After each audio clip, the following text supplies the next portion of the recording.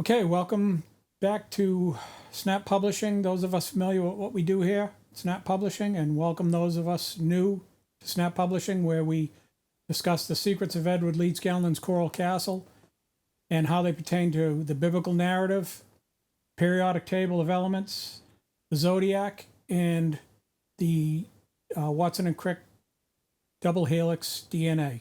All right, welcome to episode 2. And this is the first in a series. And this is episode 2 of 3. Tomorrow's will be on how the ancients figured out DNA. Today's is on who the Illuminati are, these mysterious people, and who the devil is. I know that sounds completely nuts, but very few people in this day and age could point to something tangible and say, this right here, this is what the devil is. The devil from the Bible is this very thing right here. Most people would say that's impossible, but we're going to go over it step by step according to how things are presented in the Bible and also things in science and nature, how they point to this very fact that this tangible thing that everyone knows is actually the Lucifer of the Bible. And this is where the term Illuminati comes in. So today's episode will focus on those two main points. Okay, so as I was saying, some things I have to tell you, it's in my opinion. And I'll go over some things that you've been exposed to and you're constantly bombarded with by Hollywood.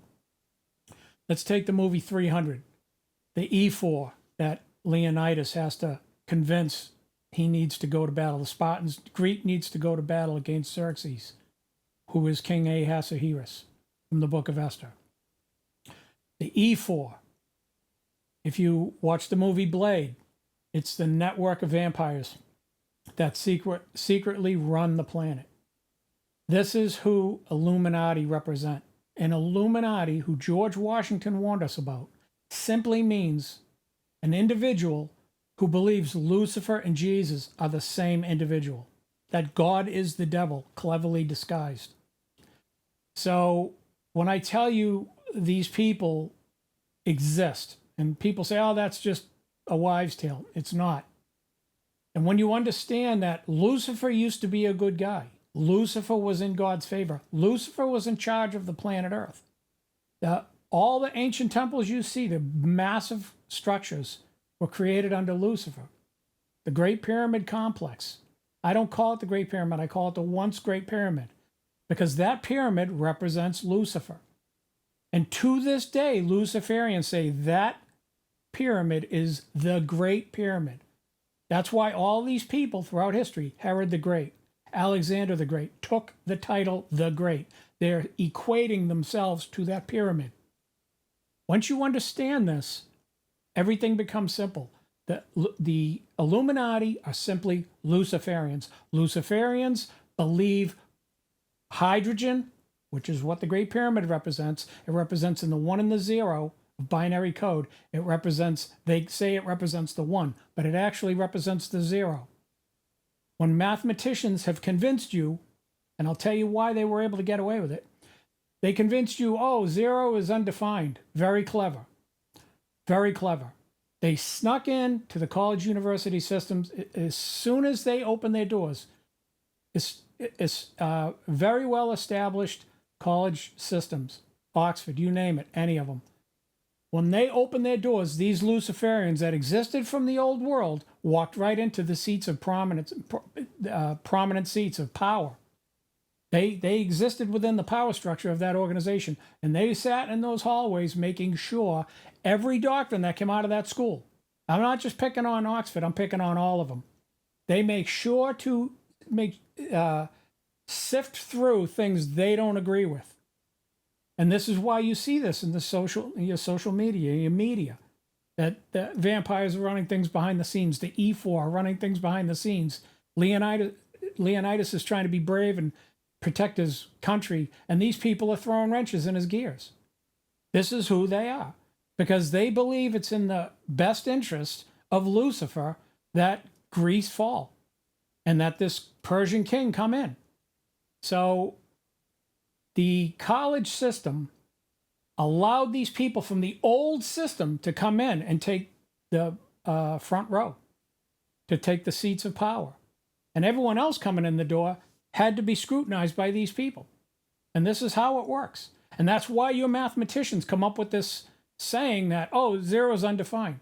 Because that means that leaves one possibility, and that is that hydrogen, Lucifer, is the one. Not true. If you understand what a one is, one means unity. Okay, so to describe that to you, so that your brain can you can wrap your brain around this concept, it's called a bounded infinity. The number one is a bounded infinity. It's like the planet Earth. It's defined by a certain area, but it's infinite. If I asked you how many atoms there are on the planet Earth, nobody could answer that.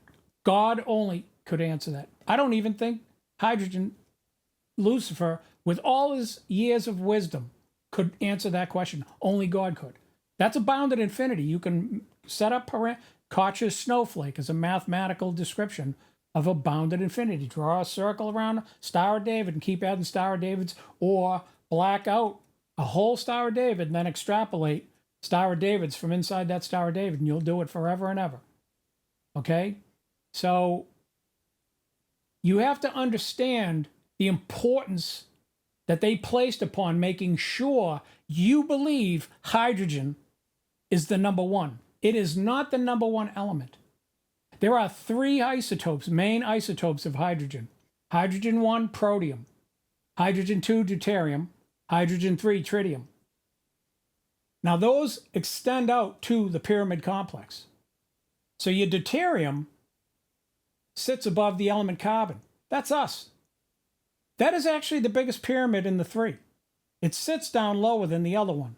So the other one is called the Great Pyramid because it appears to be greater.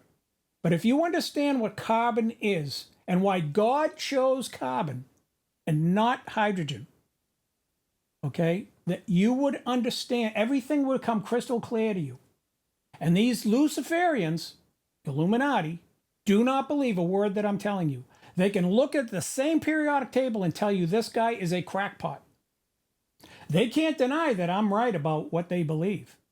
They're going to squirm they're going to be little worms on a big hook pretty soon. Because they've been getting away with this for centuries, calling hydrogen the number one element, giving it the one of the one and the zero, when in fact, that belongs to God.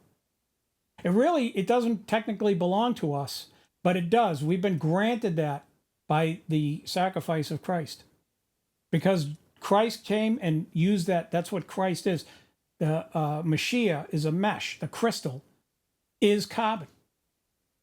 And that is a privilege bestowed on us. And guess what? Our days are numbered. If you look at the next iteration in line, it's fluorine. Fluorine is element, let me think now, 3, 4, 5, 6, 7, 8. Yeah, it is element 9. I don't know why I had to think about that. But fluorine is Christ when Christ comes back on the second coming. We call it the second coming. It's not the second coming. Okay? So it's the coming after the previous one. But if you think about things, here's why the Luciferians get away with what they're saying. Because the first coming is when God said to Lucifer, I am going to make you the anointed cherub and place earth under your dominion.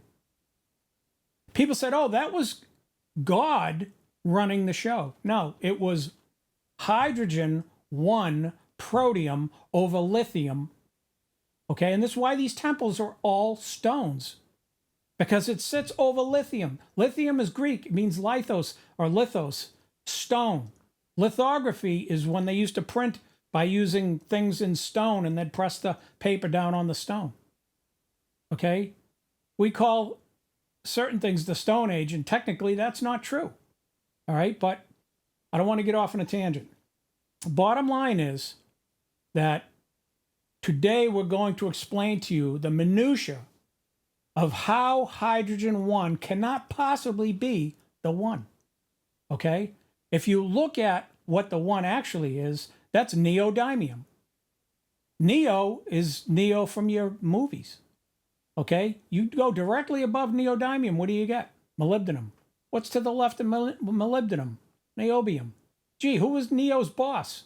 Morpheus. Who was his girlfriend? Niobe. Who was Neo's girlfriend? Tritium over fluorine. Right? Her name was Trinity.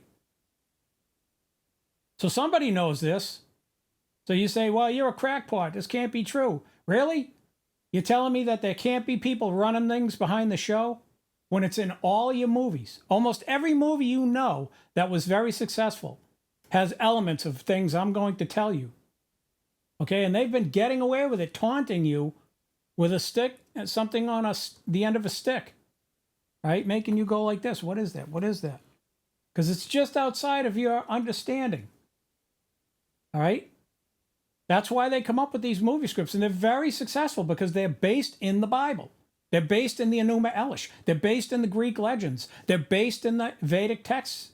They're based in the Buddhist writings and Buddhist culture. Because everybody that I just named, who they're today saying, oh, the Christians and Jews, they stole from the Sumerians. No, they didn't. They all understood what the Temple of Solomon is based in the periodic table. The floor plan is a double image version of the periodic table. Okay? And Edward Leeds Scanlon's castle is how I've come to this conclusion. If you double image his castle, you see the different iterations of his castle. One day I was staring at the periodic table and I said, I wonder if that applies to the periodic table. And I went, what am I looking at? And a few days later, it hit me. All these things from the Bible are in that periodic table. And all these cultures with all these great books had that very source code. And they understood the zodiac, which I have turned into what I call the Genesis 49 zodiac. I use Jacob's children. Instead of the Greek, I superimpose over the Greek because they go hand in hand.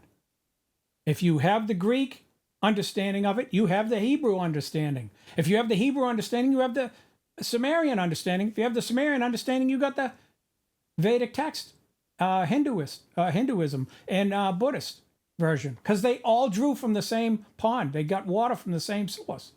Nobody stole from anyone. So these people who are very clever that came over from the old way of doing things said, oh no, you don't understand. God didn't anoint hydrogen. God is hydrogen. No, God exists outside of the periodic order. God is beyond that. If you read Jacob's dream, which describes DNA, I'll get into that in the next episode. The ladder going to heaven, God stood above that ladder. And the angels who represent us, Lucifer, and the angels that fell with Lucifer and the angels that didn't. And the Zoar and all the heavenly host, they go up and down on the ladder. You notice God doesn't? Because God stands above it. So if God is hydrogen, oh, by the way, in between your rungs, the ATGC, Alexander the Great Conqueror code, okay, there's a center line they call the hydrogen line. If God was a part of that, it would say, oh, God stood on the ladder. And it doesn't. It says he stood above the ladder. He was not part of the ladder. So you're being lied to. You're being purposely deceived. Because if you're saying hydrogen equals God, you have to say, oh, carbon does too, and so does fluorine. No, that is not true. Those elements represent something outside of the periodic order that is very similar, but not the same. Designed very similarly, Father, Son, and Spirit exist very similar, but they are not the same thing. And the Bible is very clear that it says God is not a man that he should lie. Okay? So if man represents carbon, and God's saying, I'm not man, he's definitely not hydrogen. So once you start connecting the dots biblically, and you compare the biblical record to the periodic order, and you look at the numbers, you start crunching some of the numbers, there are things that come up that are very interesting, like the fine structure constant. I get into that. I've already covered that, I believe. This Temple of Solomon was built with 3 things: fir, cedar, stone. Lithium, cedar, carbon, and fir, which is pine, fluorine, FSC, fine structure constant, 1 divided 138 times. And you see this iteration from the center line, you got your 369, and outside of that, you had the priestly cells. There were classrooms outside the temple. Some say they went over this side and then down each side this way. So it was on 3 walls, and others say no, they were just on the sides this way. Okay? That fine structure constant represents technetium and promethium, Enoch and Elijah. They're not found. Those two elements, technetium and promethium, are not found. 43 and 61, not found naturally on Earth. Isn't that a mysterious thing? Guess what? We just solved why. Because they're the 2 witnesses that stand before God in heaven. Now, that may mean they're in the Van Allen radiation belt. Don't know. I tend to believe that that is a really strong possibility, that they exist that way, but they are not in the solid of the earth. Okay? They're part of the structure, but at a very high level. And that gets into what fluorine actually is. Okay? When you move up the chain, you get closer to God. And actually, you get into a very dangerous situation, because the closer you get to God's holiness, the further from God you actually are. There's a lot of, like, I grew up believing that I was jealous of Israel and Jews, because I'm like, wow, why are they the chosen people? What does that mean I am? And I was very upset about that. And then I began to see that being the chosen people comes with a massive burden. You saw what happened in the Holocaust. Okay, God is very hard on his people, extremely hard. And I stood back at one point in my life as an early Christian, and I realized, man, thank God I don't carry that cross. I look at the burdens of other people, and I'm thankful for the flaws that I have. Okay, so getting back to the root of what we're talking about today, I've defined for you definitively. End of conversation. There's several things that I'm going to bust through your skull. And one of them is the Tower of Babel is the pyramid in Egypt, the once great pyramid. They never finished it. They left the top off. It was a resonant building. In other words, it resonated. And they said, yeah, we don't need that top piece. What do you think Jesus said he was? The cornerstone of the building that the builders cast out as worthless. So they got that thing up and running. It wouldn't surprise me if Lucifer himself said, yeah, we don't need that top part. Because he knew what it represented. He's like, yeah, I don't need him. Now, you got a building that works off vibration, and you're going to leave off one of the dampeners? Are you nuts? Needless to say, what happens when they start feeding it heavier and heavier elements? Because it used to run off of natural things. Starlight, the star shafts, those 4 shafts, that's DNA. Okay? ATGC. The Great Pyramid itself is the helicase of DNA. Okay, it takes in one side, the twisted strand goes through the device like a prism, just like light goes through a prism. It is a prism. Okay, but it also takes the DNA, splits it, and redoes the code. There's a leading strand and a lagging strand. This gets into stuff I'm going to cover in another episode. As a matter of fact, the next episode where I cover DNA. I get into why the southern shafts are the leading and lagging strands. And they are also Jacob, when God touched him and he was halt. In other words, he became handicapped. He walked with a limp. Mephibosheth, who is Jonathan's son, or Jonathan's offspring, who David basically saved out of poverty and let him sit at his table. And why Mephibosheth's name has Phi in it. Mephi, Bosheth. Mephibosheth. Okay, and this comes up over, the Phi comes up a lot in the Bible. There's a guy whose name is Phicol. I call him fecal because he represents the lower body functions. Okay? So he's Abimelech's right-hand man. Okay, he was Abimelech's general. All right? So that means Phi-coil. In other words, a spiral. All right? Now the priestly cells, I told you, the classrooms on the sides of the Solomon's temple had spiral staircases. Hey, keep coming up with spirals, right? And what's your DNA do? It starts to curl.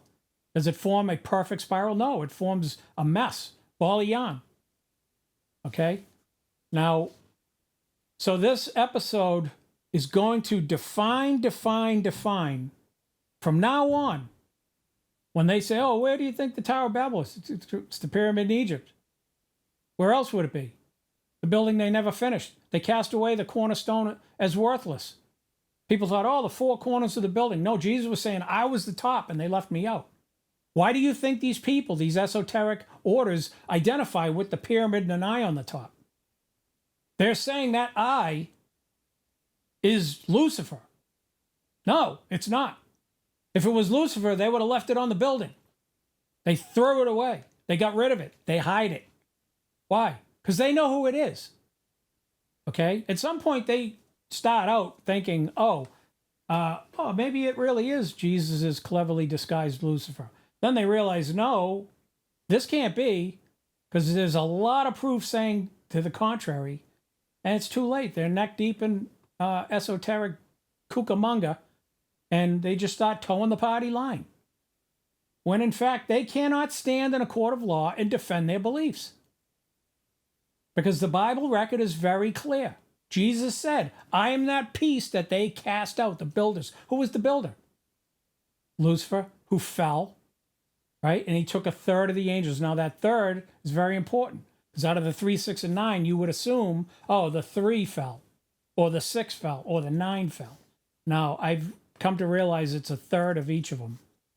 That is my belief, that a little bit of each one. And I'll get into that. And that gets into Mordecai in the book of Esther, represents carbon.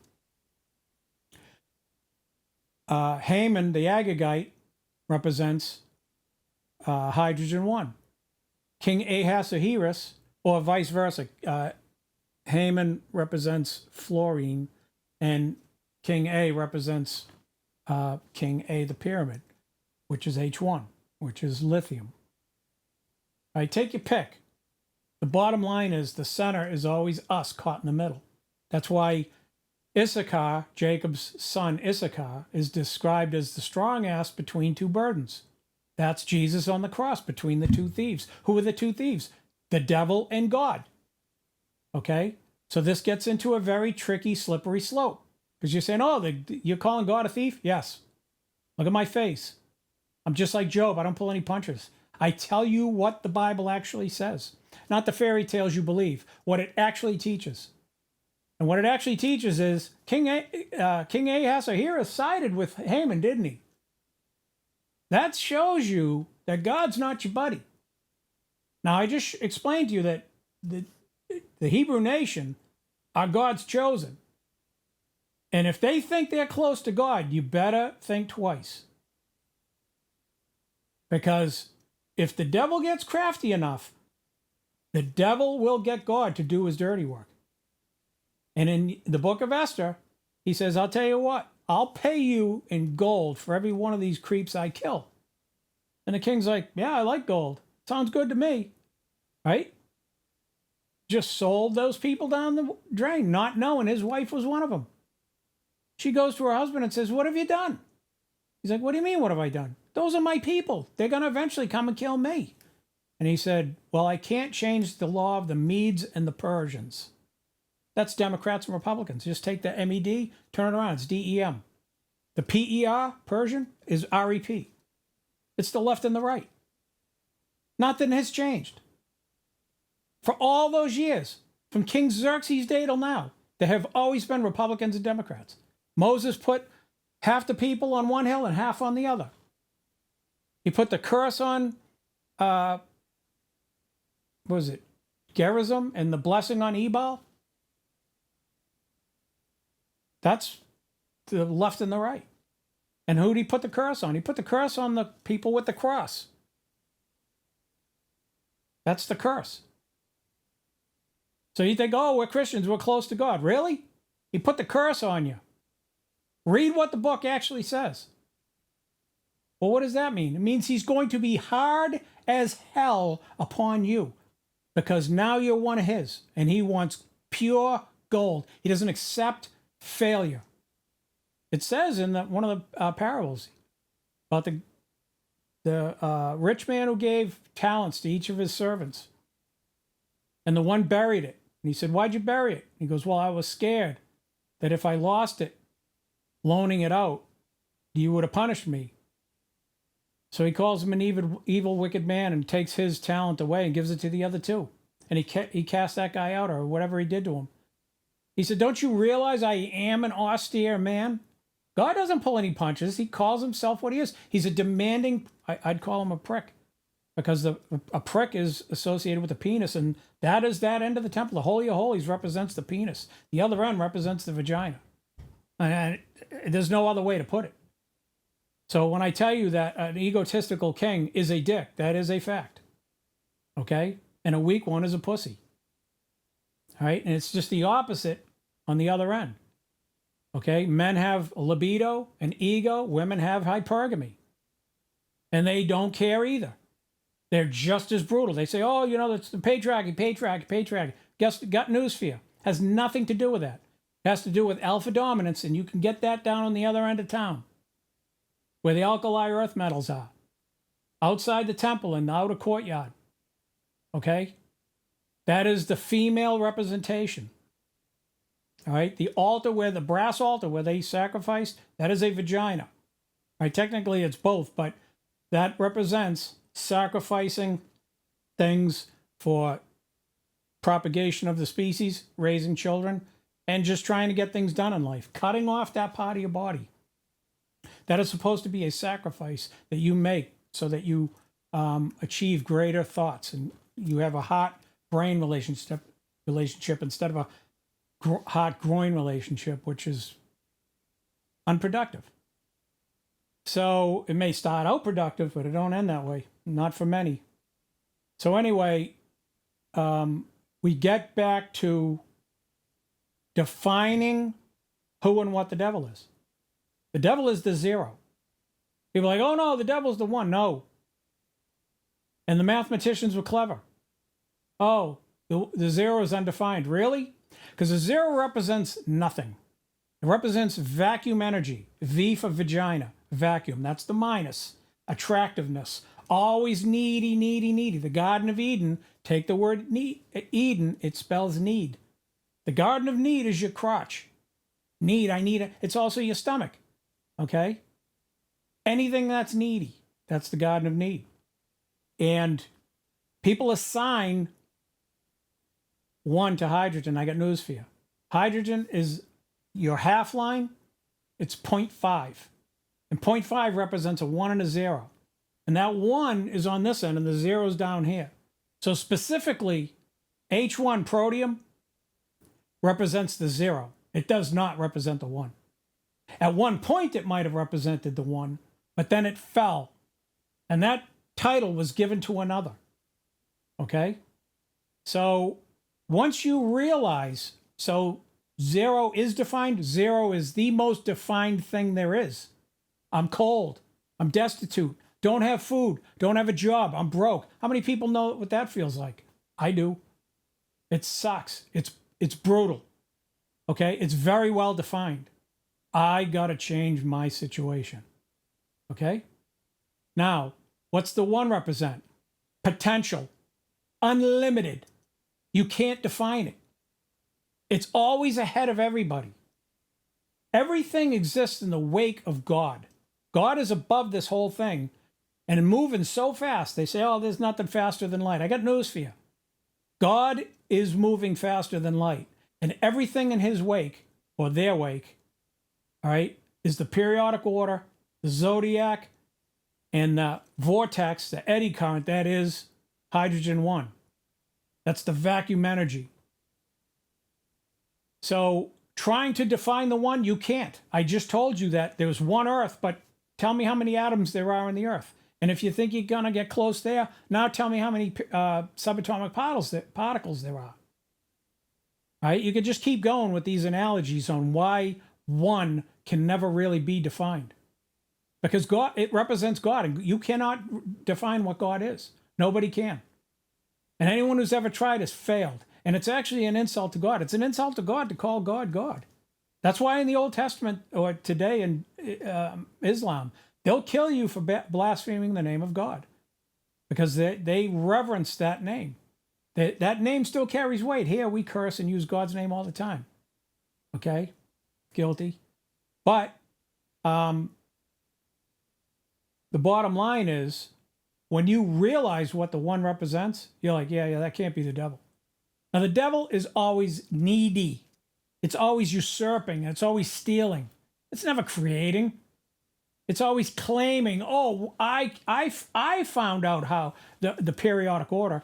Mendeleev did that, and we did that through the college system. No, you didn't. You stole that from the old world. They already had the first few lines. They didn't have it based on electrons. They may not have understood protons, electrons, and neutrons like they do today, but they did understand what they were. Okay, they tap right into what DNA is. Proton, electron, neutron. It's the same thing. You're saying the same stuff over and over again. You can never leave this system. You're on a treadmill, and that treadmill is a Mobius strip. I've already explained in previous episode what a Mobius strip is. Take a piece of paper, twist it once, reattach it to itself, and if you're walking on that, next thing you know, you're inside the hole, then you come out, you're back on the outside, then you're on the inside of the middle, and you're on the outside. That's how things really are. This illusion that you see is very good. It's very deceptive, okay? And it doesn't necessarily work on solids because solids work on a slower clock. We call that geological time. But you see the wind, the effect of the water and the wind, and you'll notice that Mobius strip. You look at the four forces are also the four states of matter: solid, liquid, gas, plasma. Solid is on geological time. You don't notice it as much. So I've covered what the Illuminati, who and what the Illuminati is, how they operate, how they've usurped the education system and taken the prominent seats and taken things and said, oh, we figured that out through human knowledge, human reason. No, came over from the old world. They knew about it previously. Now you know what the Tower of Babel is. That means Egypt was the original Babylon. So everyone who's over in Iraq looking for the tower, don't waste your time. It's the Great Pyramid. Once great. End of story. And by the way, hydrogen 1, protium, is Puck from A Midsummer Night's Dream.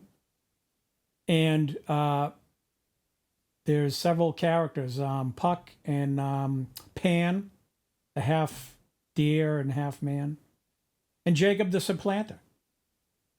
Jacob, when he was an immature little kid, stealing his brother's birthright, funny, almost got himself killed. Yeah, Jacob transitioned out of that. That's showing you why carbon, God chose carbon, because carbon will grow up. Hydrogen never will. It's another reason hydrogen 1 can never be carbon. Carbon eventually goes, you know what, I don't like this sin thing. And God says, I warned you. Right? Hydrogen loves it. Always taken in, always taken in. It's never the plus, it's always the minus. All right, so I'm going to leave you with that for today. That's today's episode. And that's a very light breeze through. That's the Reader's Digest version, quote unquote. I'm not quoting the exact, I have nothing to do with the Reader's Digest. I used to love that book, by the way, magazine. But I'm just using that as a metaphor. But take that for today, and we'll build upon that foundation in later episodes. We'll really dial it in. That was just a level 1. There's a lot more to that. There's a lot more meat on that bone. So we'll leave it there today, and we'll go over the next episode. That'll be 3 out of the 3 episodes for the first installment of videos. And that will be on how I came to the understanding that DNA existed before Watson and Crick. It's hard to believe. It's absolutely mind-blowing, and people will die shooting blood from their eyes saying there's no way in hell that can possibly be. And I thought so too. But there's just so many places in the Bible where it points to the genetic code, and they understood it. And I know a good reason how they were able to crack it. All right, so that concludes for today. and I thank you for tuning in. And this is part 2 of a 3-part series. This is episode 2. Episode 3, like I said, it will be on DNA and how I came to the realization that the tribe of Dan, for instance, or Daniel, Dan-I-L, DNA of God, all points to the fact that the ancients understood DNA.